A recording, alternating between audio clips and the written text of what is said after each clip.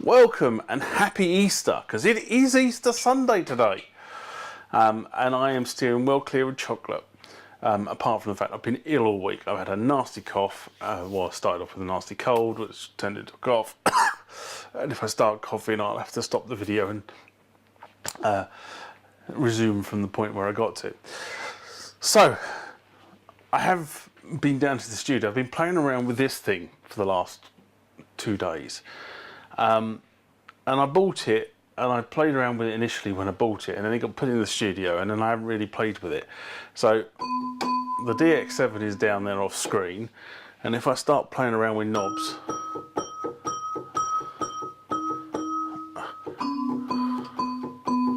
as you can hear, let's try this one because this should, it is changing what's actually going on. If you start switching oscillators off, you start getting, so it is a real-time controller for the DX7. So there you go, there's the plinkety plonk 5 minute or 3 minute, 2 minute, 1 minute, whatever you want to call it, demonstration of this thing just working in situ. But I'm not going to talk about that today. That's for a different video. What I'm going to talk about today is a couple of things. Firstly, when I was away on holiday, when I was sitting waiting for something, I sat down and was watching YouTube, as you do, on my tablet device, as you do, and I came across a video from Land of the Rising Sound, a Roland Retrospective by a guy called Alex Ball.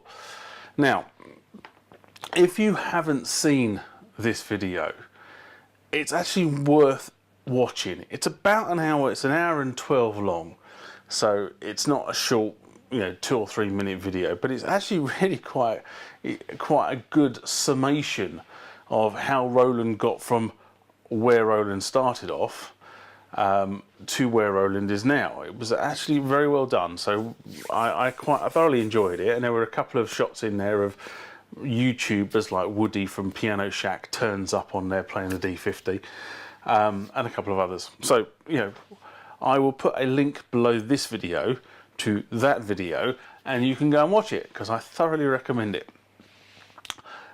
The next thing, and this is probably more what I was going to talk about today, is about a company called Behringer.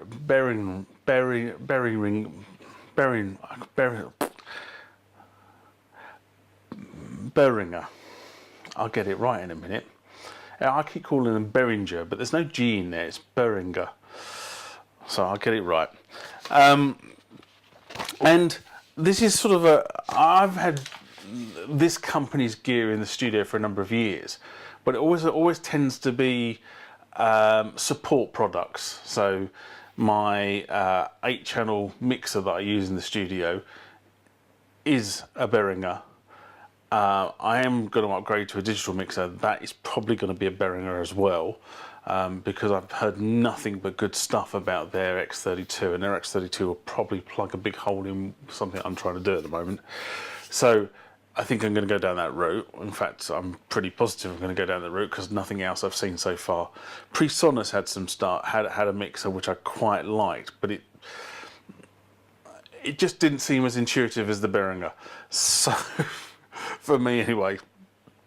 So I'm probably going to have to go down, I'm going to go down that route there. And I've also had a friend's Deep Mind, which I was really impressed with. In fact, I was almost impressed with it enough to go and actually open my wallet up and get one. But I'm trying not to spend money in the studio at the moment until I know where the studio is going to move to, once I know where I'm moving to. So, it's one of those things, because if I move a long way away, obviously I'm going to move the studio from where it currently is to closer to where I live now. Well, I'm going to go and live. You sort of get the drift. Anyway, so, but this company sort of gets quite a bad rep. And I don't know why, because everything I've ever had from Behringer has worked beautifully. And it's done exactly what it says on the side of the tin, and I'd be perfectly happy with them. But in the market space, it does tend to get a bit of a bad rep. And I've never sort of quite understood why, but I'm not going to sort of go into the whys and wherefores of that. But they have been getting a bit of a sort of pounding in the press, or in the forum, should I say, and I think probably unjustly, in recent years, for copying. other companies' synthesizers. And what do I mean by copying? Well, a couple of years ago now, they introduced this. Okay, so that is an MS-101. Take a closer look. Doesn't that look like an SH-101? And then they've also introduced in recent times a VC340. And underneath that is the actual VP330. And if you sort of take a very close look at the two side by side, don't they half look similar? That's because they're meant to look similar, because what Behringer have been doing is effectively reverse engineering some of these legendary synths and putting them back into the market space. So what Behringer has stated, and I'm not going to get into the legal whys and wherefores of this because I'm not really qualified for that, but what they've stated is copying is theft. So a copy of intellectual property is theft, but reverse engineering a product to perform similar functions is a practice that has been around for years, and as long as the copyright and patents aren't infringed and are preserved, there is no case to answer.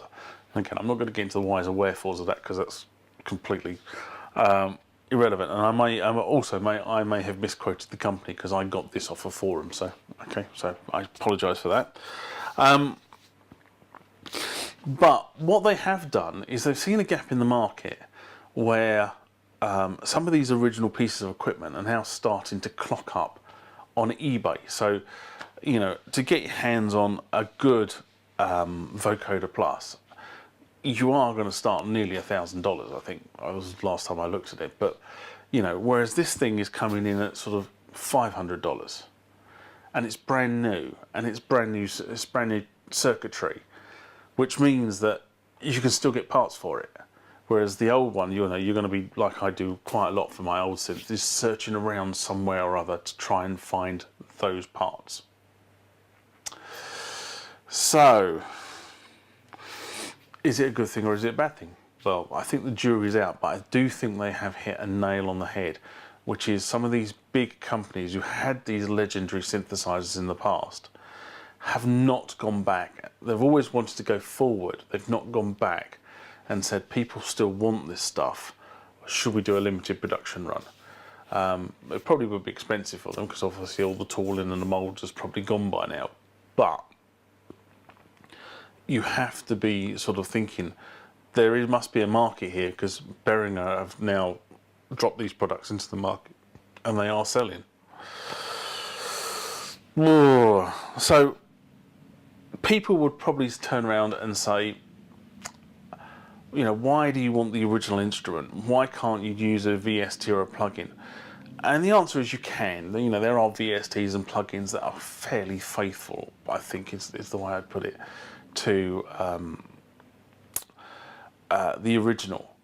But if you're like me, and a lot of musicians are like me, they don't want to make music on a computer. They want to actually physically feel the instrument, you know, play with it. There's all that sort of being able to play with it, being able to make music with it, and the frustration factor of it not doing what you want it to do.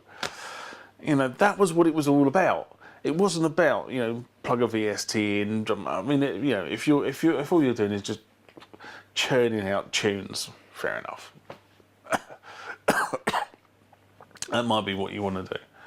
But I'm sorry, with the way that I work and many people I know work, is they want to physically feel it. You know, they want to physically have a bass guitar. They want to physically have a guitar. They don't want to stick everything in a DAW and just make computer music. That doesn't appeal. It doesn't really appeal to me. I mean, a DAW is a recording device for me. It just replaced the 16-track analog tape device that I used once upon a time in the four-track test cam device. Excuse me.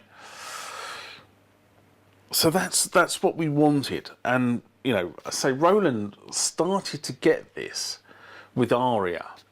You know, the ARIA devices were there to sort of give you that sort of reproduction of the original analog instrument, but they do it digitally. It's this behaviour circuitry modelling that Roland have done.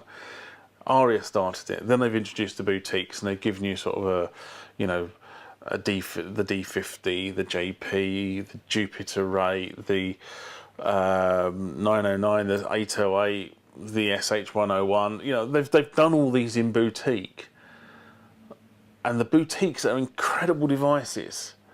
I still really have a problem with the sort of whether the jacks will last a period of time, because the 1/8 jacks, when you've got a big cable coming out the back of it, they're not really strong enough on a board. That's a different question. I've gone over that many times before. So why am I talking about Behringer? The reason I'm talking about Behringer is because about 15 months ago, December 2017, rumours started circling that Behringer were building a drum machine. Okay, that's what started to happen. In fact, the rumours were that they were building 2 drum machines. And rumours started to get on that these drum machines were clones of the legacy Roland drum machines.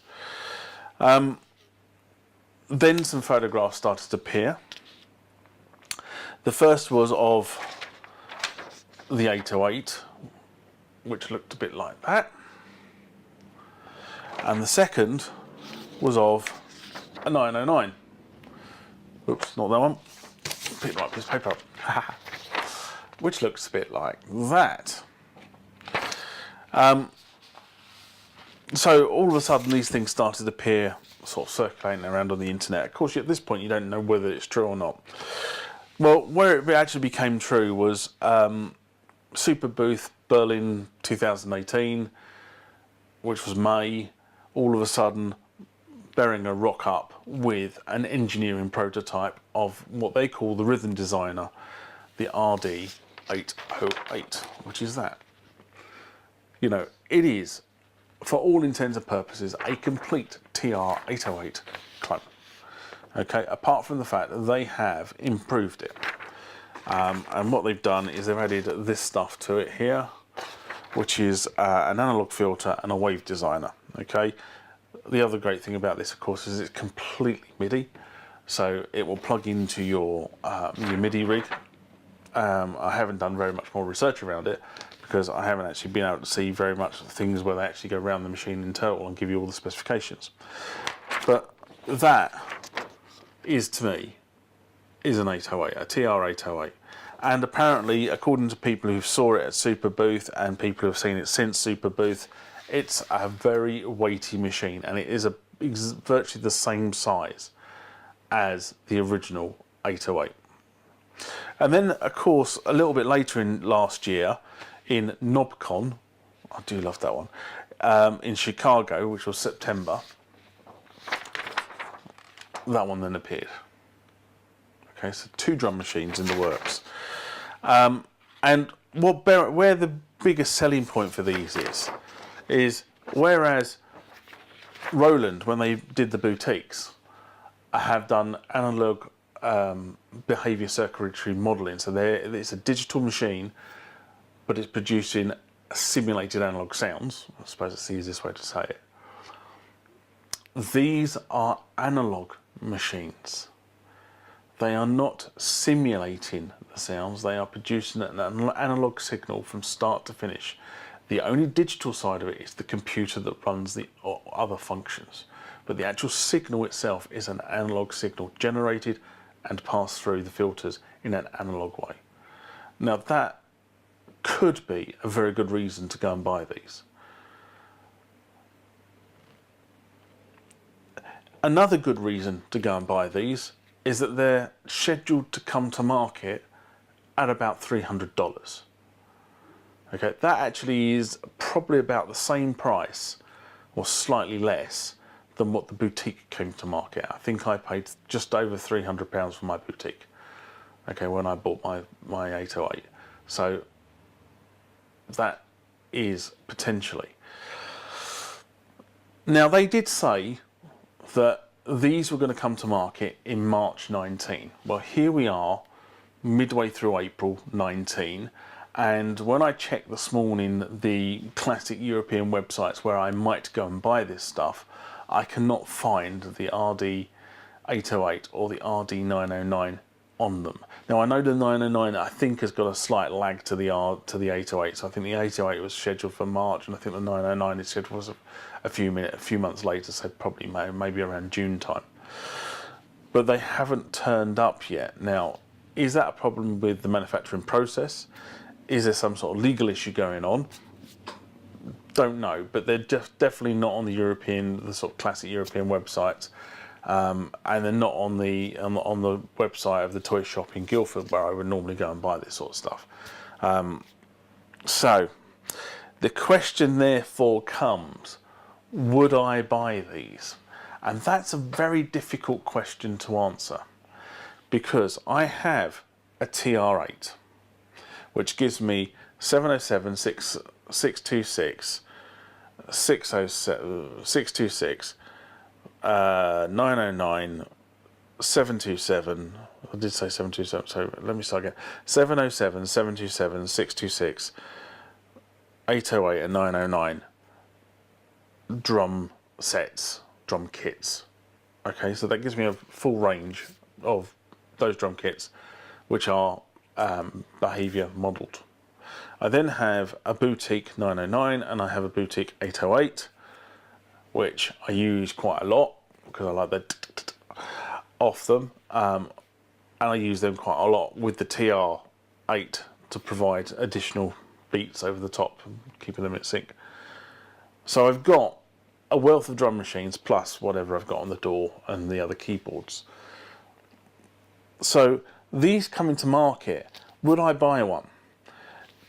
The question is, I think the problem is, they are hitting the market a little bit too late. Because if, like me, you've gone out and bought a TR8 or a TR8S or a boutique or some of the boutique stuff, you're that far down the line, you've spent some money, would you go and spend some more?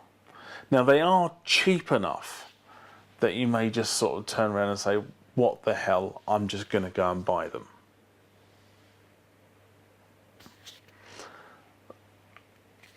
I don't think I will. That's my answer. I think I've invested. I've got what I need. I can work with what I need. However, the truth will be when they arrive in the toy shop and I can go and play with it. And if I go and play with it and I like it too much, then possibly the wallet opens up and I may buy one. But right where we are now, I don't think I would. Which is a shame, because I think they are what the market was screaming out for 5 years ago. And I think they've come to market possibly about 5 years too late. But we shall see. We shall see when they eventually arrive, and the general musicians rather than the sort of the pundits get hold of them and see how they move through the whether they get offloaded quickly or I always think the sort of the test of an instrument is when it comes to market, how quickly do you start seeing second-hand ones appear on eBay. Now, when I bought my Kronos, right, lots of Kronoses have been sold, but you don't see, and even now you don't see that many 88 key Kronoses being sold on. I get the odd one or two come up, but then there's no mass sell-off of Kronoses. There wasn't enough Oasis in the market to actually be able to make a judgment on the Oasis, and literally you see one of these about once a month and that's it. So when instruments come to market, how quickly do they appear on things like eBay and Gumtree and other sort of selling portals? Because if they appear too quickly, then that means somebody's bought it, doesn't like it for some reason. If you see lots of them appear very quickly, you know that there's a problem with it, whatever that problem might be. Anyway, that's this week's rant. Live long and prosper. It's Star Trek Day on telly, but I'm going out for a bike ride now. So I'll catch you later. Bye bye. So it's that point where I say, did you enjoy it? because if you did, please give this video a thumbs up. I'm sure by now, if you didn't enjoy it, you've given this video a thumbs down. That's just life. Not everybody enjoys everything, and I recognise that. Over here somewhere is a subscribe button. If you press the subscribe button, every time I upload content to the channel, you'll get a notification. I know I upload videos like this, which is sort of the rant. I upload videos about mailbag items, which is where you or your friends or other YouTubers have left comments on the channel about specific pieces of equipment, and I try to answer those. And I also do videos about the equipment that is within my studio, how to use it, how to take it apart, and sometimes how to repair it. That's what you get from subscribing. It'd be wonderful to see you as a subscriber at some point. Over here will be 2 videos. One will always be the latest video that I've published to the channel. Another video will be selected at random from the channel based on your preferences by a YouTube algorithm, but it will always be a video from my channel. All that's left for me to do is say I hope to see you again soon, and bye bye.